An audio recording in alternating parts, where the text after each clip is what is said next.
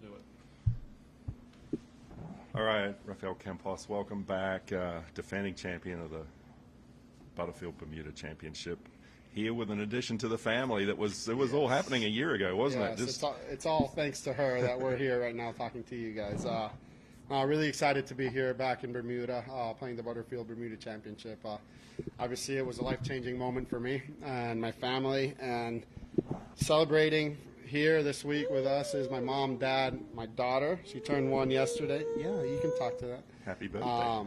But obviously really excited to be here, and hopefully we have a good week as well. How different is it coming back to a venue where you're defending?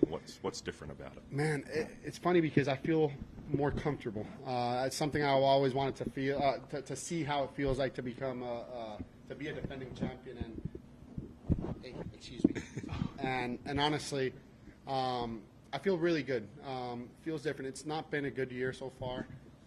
But I was really looking forward to these last couple months to getting here and hopefully feeling some good energy coming my way. And so right now I'm actually very positive for this week. I know it's going to be windy, which is something I want, and it kind of gets my mind off of the golf swing and more of like shot shaping and all that. So yeah, you're not that excited, are you? No, but it feels really good to be here and trying to defend the title. You mentioned that it's been a difficult year for you this year.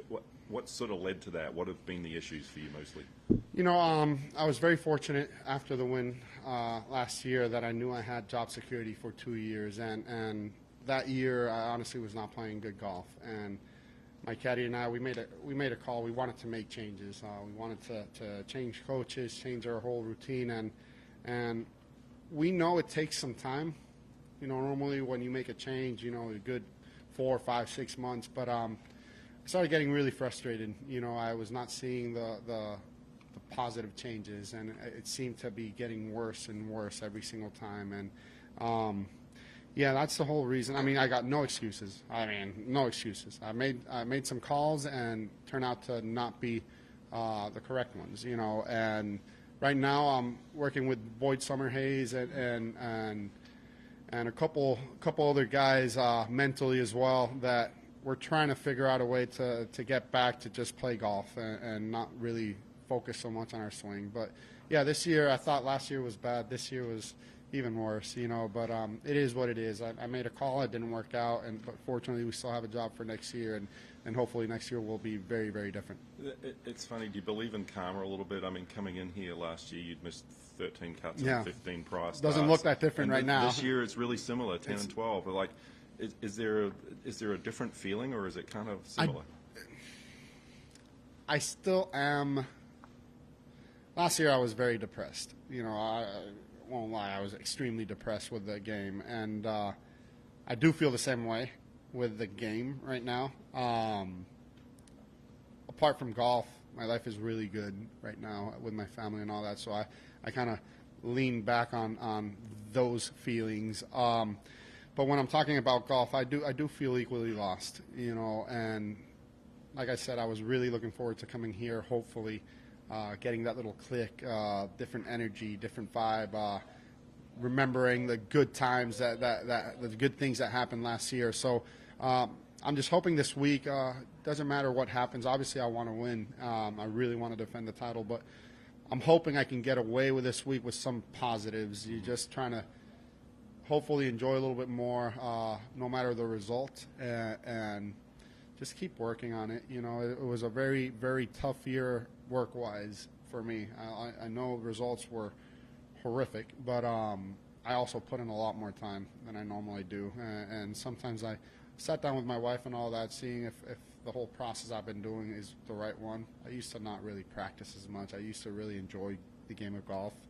Now it's been pure work, and I don't know if that's kind of led me astray a little bit, but hopefully at the end of this week and next week RSM, we get a better picture of what I have to do for the following season. How much inspiration do you think you'll get by having your entire family here? I believe your parents are here too. My mom, dad are here. My wife is here. My daughter is here. Huge inspiration. You know, it's so cool to actually be able to bring them here, to the place that actually changed all of our lives. You know, it's not only my life, but theirs. You know, so I think this was a no-brainer this year to bring the entire family here and actually celebrate my daughter's birthday yesterday. So I think it's a lot of inspiration, honestly. I know once I start tomorrow, my focus will be on golf. I don't want it to be. I wanted to try to feel the same things as last year. Last year I didn't care about golf, you know, and ended up like playing well. So, you know, hopefully the focus is there, but I find a way to enjoy myself here, especially knowing that I've had good results in the past. What was the highlight of the birthday day yesterday? Highlight of the birthday. Oh, first thing I told my wife the day before, I'm like, oh, honey, thank God that you didn't buy like an outfit or anything like that. She's like, she looked at me like, you really think I didn't buy an outfit? So she had a really pretty tutu thing and like a little shirt that said first birthday. No, the best part about yesterday, especially since it was a rainy day and windy day, we stayed in. And it was just spending time with them, like in the hotel room, and singing, like calling our other family members and celebrating her birthday. It was just a very relaxing day, and I think it was like perfect to celebrate her first birthday. When was the last time you had your parents at a tournament with you?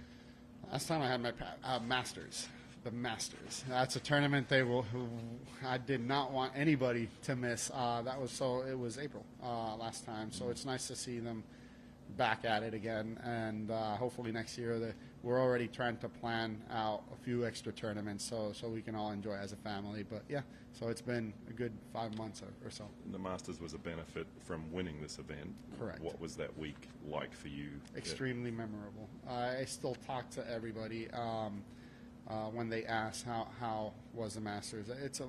Remember, we play golf for those types of occasions, you know, and for those types of championships. And honestly, I'm not a fan of changes that have been going on lately. You know, I think everybody that wins a tournament, especially in fall, deserves to play in the Masters and major championships. I think for me, it was the most memorable week of my life, other than the win here and the birth of my daughter. But the reason is because we honestly grow up wanting to play these tournaments, and you strive so hard, you really work hard, and I think everybody deserves, especially at this level, once we're playing against so many great players, I think we all deserve to at least have that opportunity when playing well. So what a week that was, especially the 2 Mondays prior to that. I went practice rounds, and I just couldn't believe how beautiful that place was. You know, no spectators, no anything, and you kind of really could feel the aura and the mystique and the whole history behind Augusta. So I really want to win again. I really want to play well because I really want a little bit of redemption back there. And like I said, I'll keep working hard. I'm not quitting on this, and I really think my best golf is yet to come. I know, hopefully, I'm rock bottom right now. There's not many places you can go further back than right now. So hopefully I stay strong, positive, you know, and we start seeing some results that bring me back my confidence. Just a couple of more. I talked to you a couple of years ago about your fitness change and challenge and weight loss and getting healthy, and you've maintained it. Talk about that a little bit. Yeah, it's actually not been that hard to maintain. I'm very surprised. You know, it's all eating now because I still work out every day. I made it a routine, a habit. I'm very fortunate. I got no injuries. You know, so that can't be an excuse. You know, no, it's definitely helped me play all the events that I've been able to play. No injuries whatsoever. I like waking up now, going to the gym. I feel I have to do it before I play golf, just so I can feel my body. I'm not getting younger, you know. And the kids coming out nowadays, you know, they look like they're a rubber band right now playing, you know.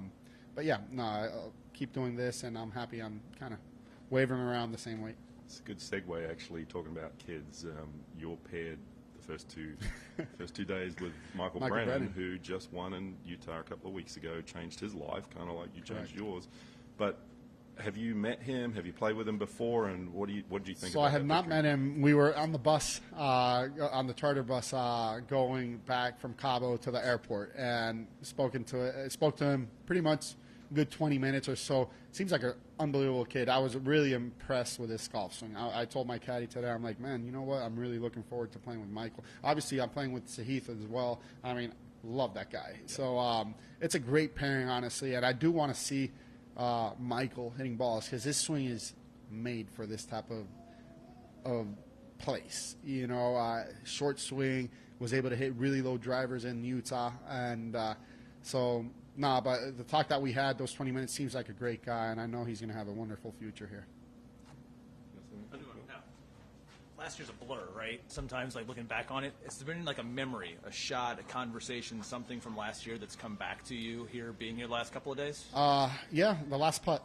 Yeah. Honestly, just remembering that putt fall, you know, and the things that came up to my mind, you know, my family, Yeah. my wife, my daughter. That's the biggest thing, that the recurring thing I go to, actually, Yeah. especially like in the down moments I've had this year.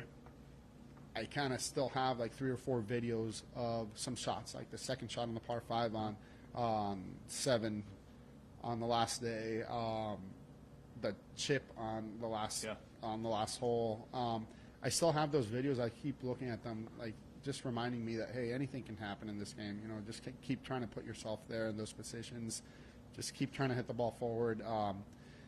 And things might change. You know, your life can change and all that. So I do look at those 3 or 4 videos occasionally throughout the year, just to get me out of the depression I'm at, and just make me realize that you know, there's a lot of bigger things and people behind you in this game.